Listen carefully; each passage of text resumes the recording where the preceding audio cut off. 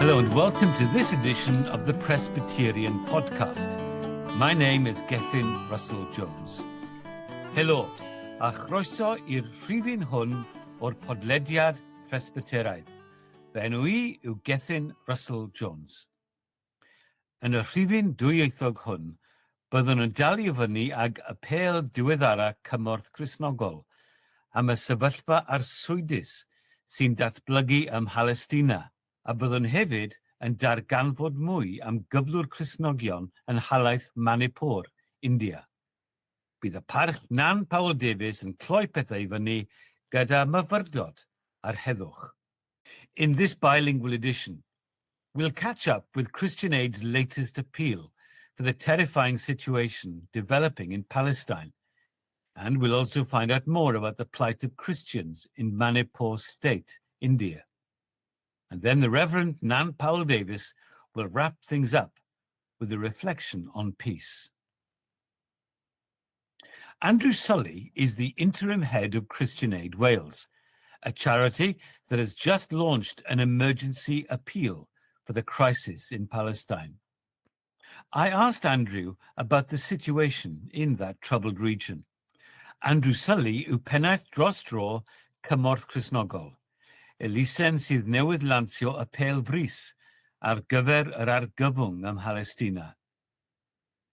Gofynnais Andrew am y sefyllfa yn y rhanbarth cythryblus hwnnw.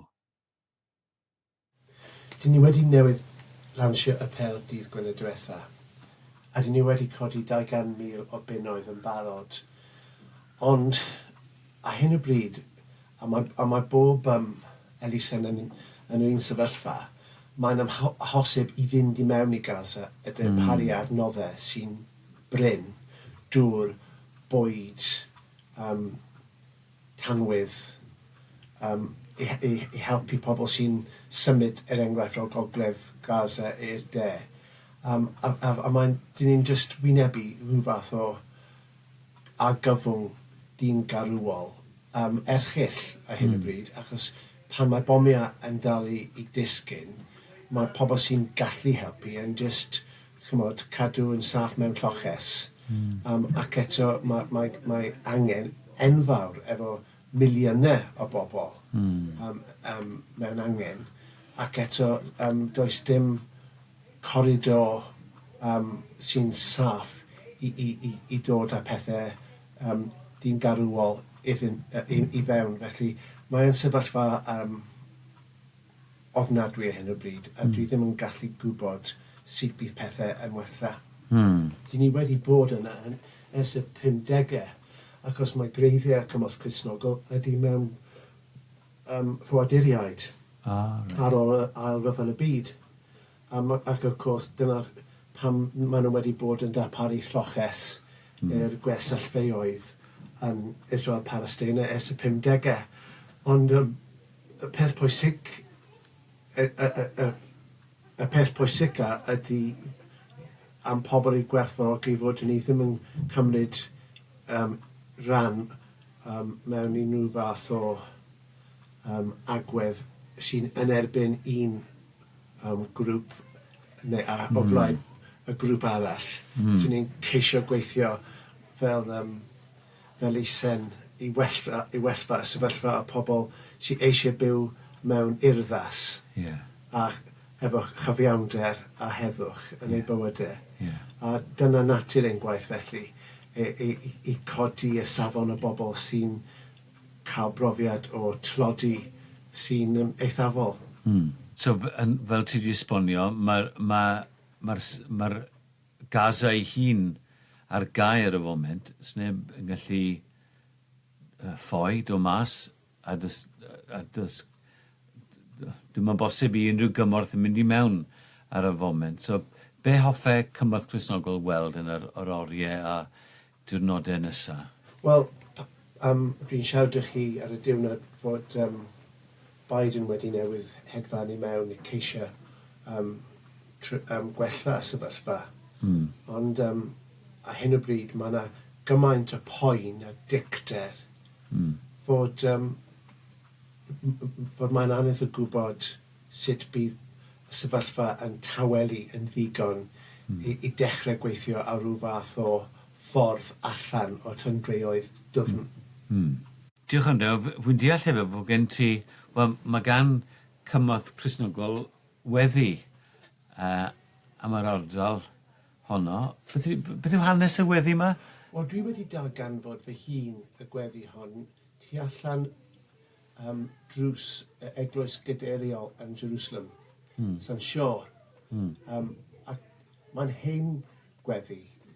Mae Cymorth Cristnogol wedi bod yn defnyddio ers y blynyddau, a mae'n dal i fod yn pwrpasol. Felly, os hoffech chi mi rannu y gweddi, efallai dyn ni'n gallu gweddio y ran gyda'n gilydd. Yeah, please, Andrew, diolch. Paid y gweddio dros Arab nac Iddew ar gyfer Palestina neu Israel, ond gweddiwch yn hytrach drosom ein hunain, fel na chawn rhan a hwnt yn ein gweddiau, ond cadwch y ddau gyda'n gilydd yn ein calonau. Amen. Amen. I think the immediate concern at the moment is both with people travelling such big distances to get out of northern Gaza to the south. It's a city the size of the Isle of Wight. There are about 25 miles between north and south. And it's not a safe journey, and it's not a journey that everyone can make, particularly those who are less able-bodied or in hospital or old or children or without transport. And yet we have seen as many as 800, perhaps 1 million people on the move this last weekend. But they're living in accommodation. I was hearing on the radio today, 70 people to a house with a toilet that doesn't flush because there is no water. 90% of water is bottled, but water that would be used for sanitation isn't getting into Gaza. There is no electricity, so all food that's been frozen is rotting in refrigerators because there's no electricity. There's no fresh food, so the whole infrastructure is crumbling before our eyes, and it's a humanitarian emergency. But while the bombings continue, we can't get people in. And those people who are there have gone to ground for their own safety. So the clock is ticking, and that's the immediate concern here and now. We've launched an appeal along with so many other charities to raise money for taking these food and fuel and water and shelter and such like into Gaza when we can. But at the moment we can't. Hence the call for a humanitarian corridor to be set up. Yeah. Jesus wept over Jerusalem, didn't he, and said, if only you know the things that make for peace. And that remains a sort of lament at this point. That religions that are grounded in the deep peace of God, the shalom of God, the salam of God, have opted for violence over and against peace.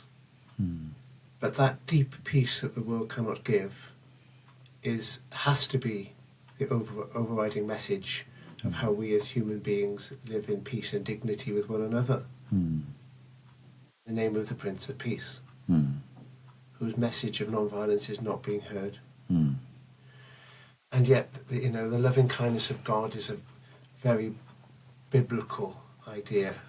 A God who cares for the poor and the weak, and the homeless and the alien and the stranger. The Hebrew scriptures are full of a God, not of violence and bloodshed and warfare, but of a God who is a good shepherd who leads us to safe places and invites us to eat even with our enemies. Andrew, that's really powerful. Thank you for sharing that. And I guess if people listening to this would like to support Christian Aid's endeavours and mission in that part of the world, the best place to go is the website. It is. And to look for the appeal page. That's correct. There's a prayer outside St. George's Anglican Cathedral in Jerusalem which has been there for many years, and it was actually a prayer used in a Christian aid campaign some years ago for the Middle East. And it goes like this: pray not for Arab or Jew, for Palestinian or Israeli, but pray rather for ourselves, that we might not divide them in our prayers, but keep them both together in our hearts. Mis Mai eleni fe ffrwydrodd anghydfod llwythol rhwng llwythau gwahanol ym Manipur, talaith yng ngogledd-ddwyrain India. Arweinodd hyn at farwolaeth 120 o Cristnogion a dinistrio cannoedd o eglwysi ac adeiladau Cristnogol eraill. Mae dros 20,000 o bobl bellach wedi cael eu dadleoli a ffoi mwyn diogelwch. Siaradais ag arweinydd Eglwys Presbyteraidd India. Rydym wedi cadw ei hunaniaeth yn ddienw am resymau diogelwch. Gofynnais iddo ddweud mwy arthym am y sefyllfa sy'n wynebu Cristnogion yn Manipur. In May this year, a tribal dispute erupted between different tribes in Manipur, a state in the northeast of India. This resulted in the death of 120 Christians and the destruction of hundreds of churches and other Christian buildings. More than 41,000 people have been displaced and fled for safety. I spoke to a leader of the Presbyterian Church of India, whose identity we have kept anonymous for security reasons. I asked him to tell us more about the plight facing Christians in Manipur. Yeah, it's really sad to hear about what is happening in Manipur right now. So it is flashed out in many news channels to YouTube and other channels.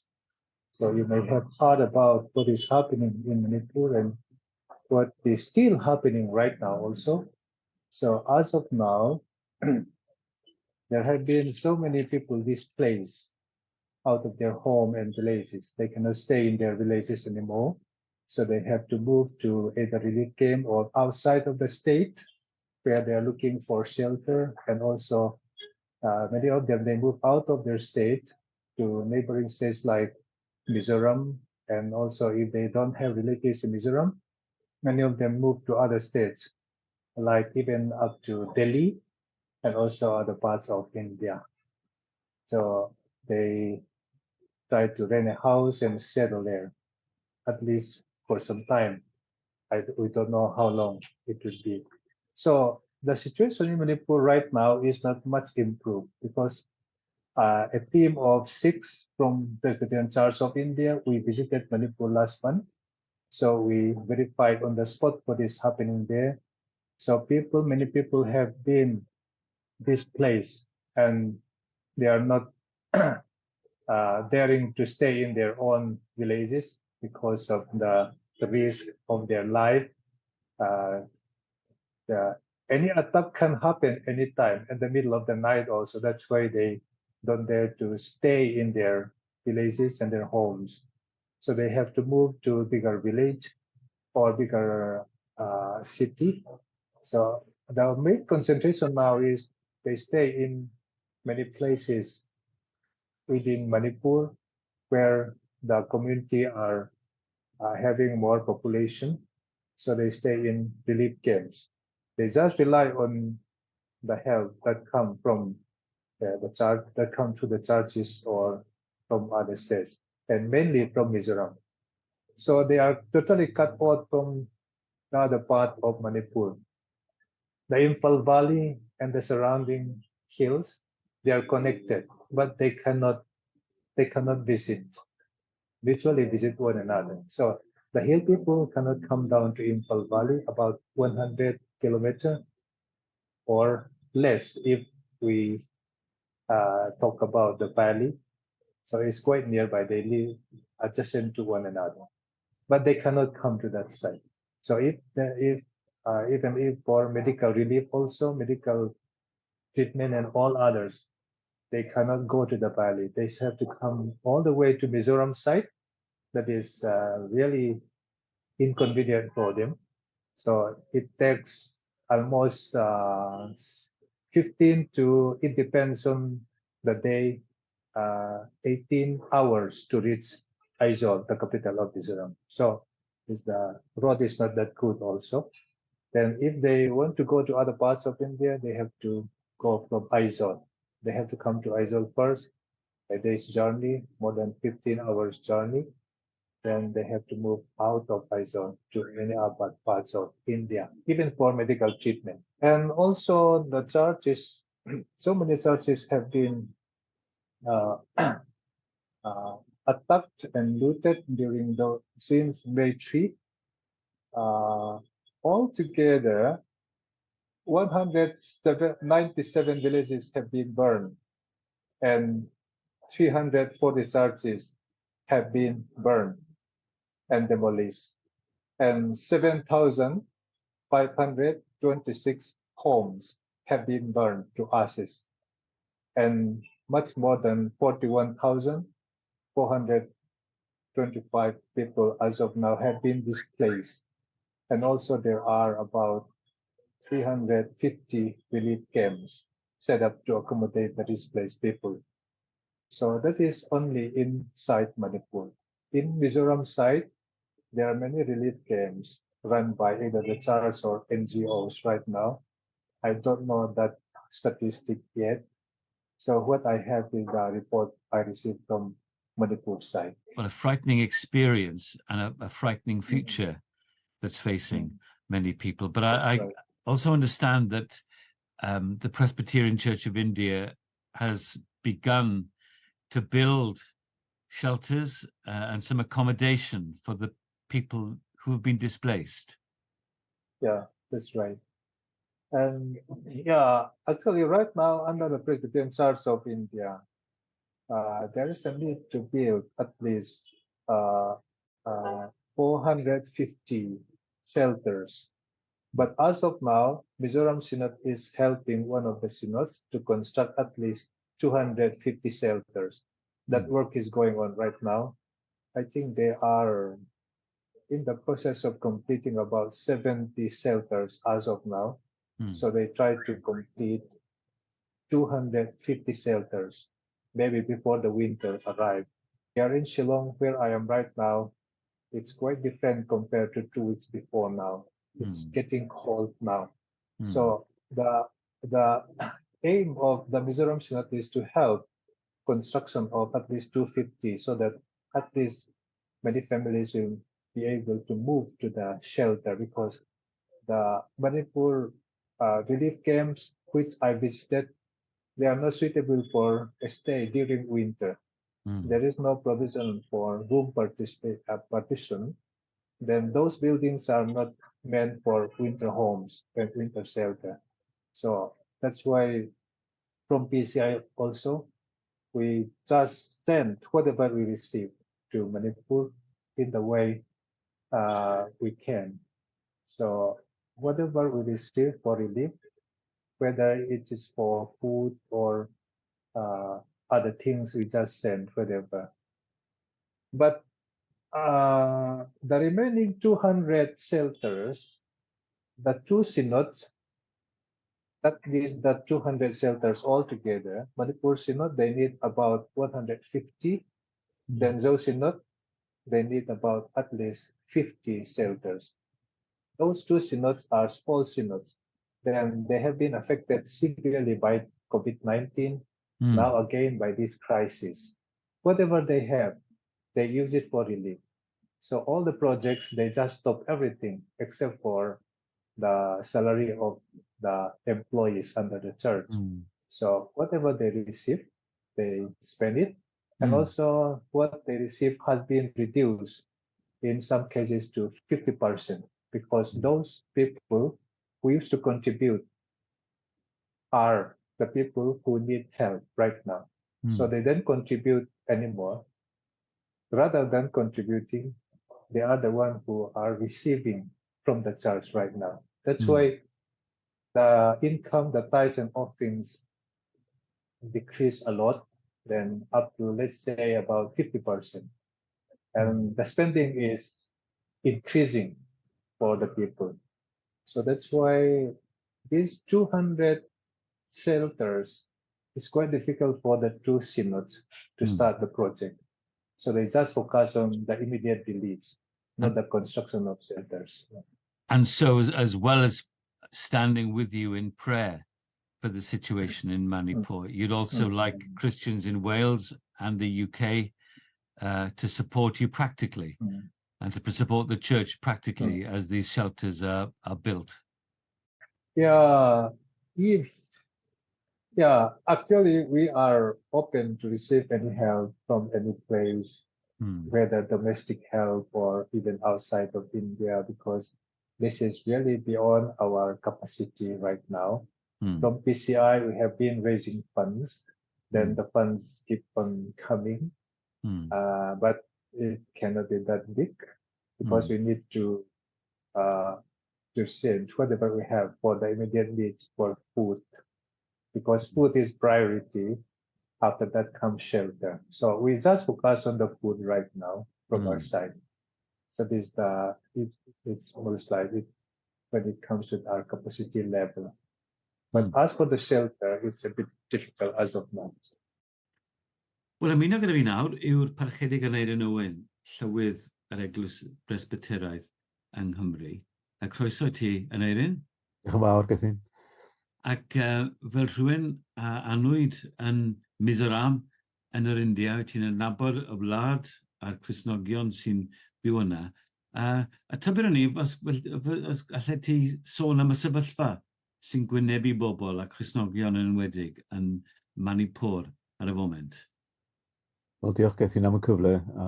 Dwi'n siŵr bod pawb yn drafferthio mawr y Manipur y sawl mis bellach. A bod yna wrthdaro creulon wedi bod ar draws y wlad.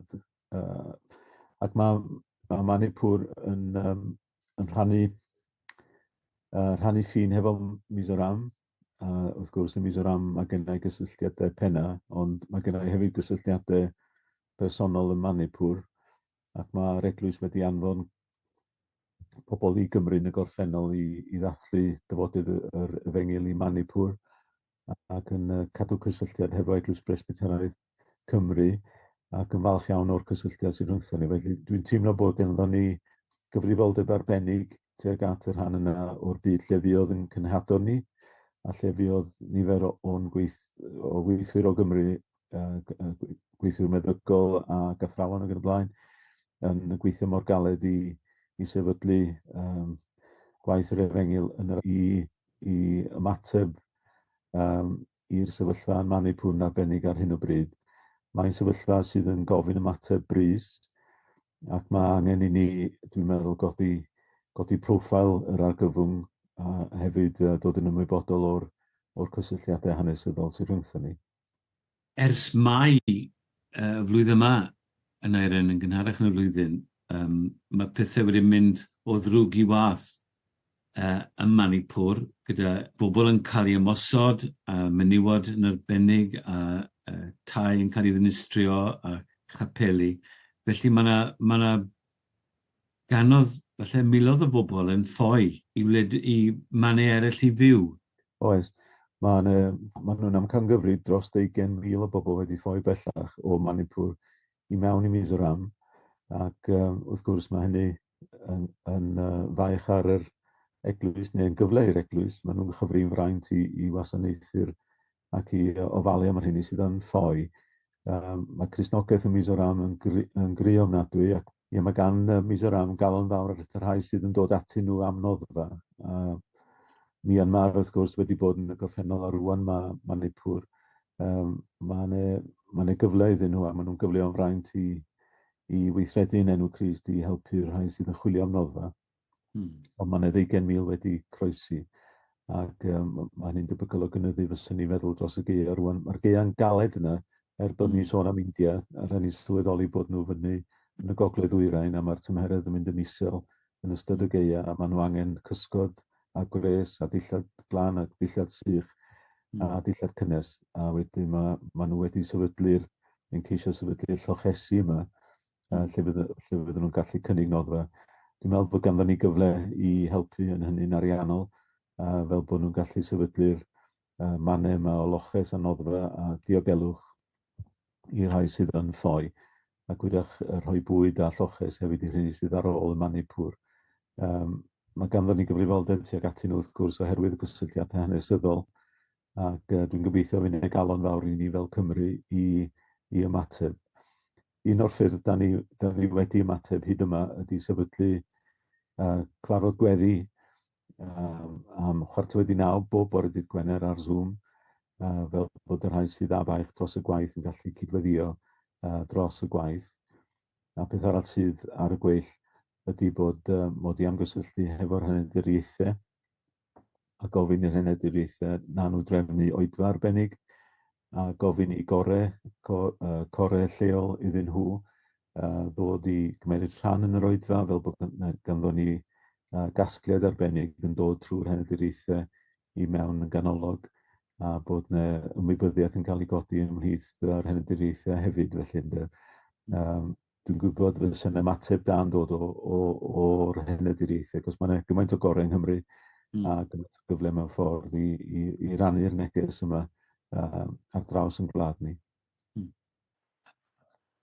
Ac yn olaf, mae'r Parch Nan Powell Davies, ysgrifennydd cyffredinol Eglwys Presbyteraidd Cymru, yn canfod ystyr heddwch trwy eistedd gyda chwn. Does na fawr o heddwch i gael yn tŷ ni wsos yma. Da ni'n gwarchod 2 o gŵn bach y ferch. Wel, sôn am udo crio yn noson gynta. A tydi pero yn cyd-efaid ni ddim yn siŵr iawn beth sy'n mynd ymlaen chwaith. Ond pam yr udo? Pam y cyfarth a pam y crio am 3:00 bora? Ond fel mae'r wsos yn mynd yn ei blaen, mae'r tŷ yn tawelu a phawb yn seclo yng nghwmni y naill a'r llall. Heddwch o'r diwedd. Ond be ydy heddwch go iawn? Absenoldeb cynnwrf, cyfnod heb ryfal na cymladd. Da chi'n deheu heddiw am heddwch? Nid yr heddwch arwynebol a llonydd gan 2 gi bach maint eich llaw, ond heddwch rhwng pobloedd, rhwng gwledydd a chenhedloedd. Cymod rhwng pobl a pawb yn teimlo'n ddiogel yng nghwmni ei gilydd. Dim bygythiad, esmwythra meddwl, tawelwch mewnol ysbrydol.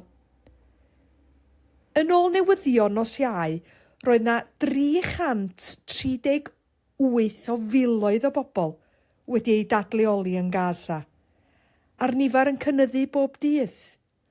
1,537 wedi lladd yn Gaza yn ôl swyddogion yno, 1,300 o Israeliaid wedi lladd yn yr ymosodiad gan y mudiad terfysgol Hamas. Ac mae'r ffigyrau hyn i gyd yn cynrychioli teuluoedd mewn gofid, dychryn a galar, yn deheu am heddwch. Heb heddwch, fe fydd y sefyllfa fregus tarcalonus hon yn gwbl anobeithiol. Bore Gwener, mi fuo na griw ohonon ni'n gweddïo'n rhithiol dros y gwrthdaro sy'n digwydd ar hyn o bryd yn Manipur yn yr India, lle arall sy'n brin o heddwch gweitha'r modd. A dyma oedd ein gweddi dros heddwch go iawn.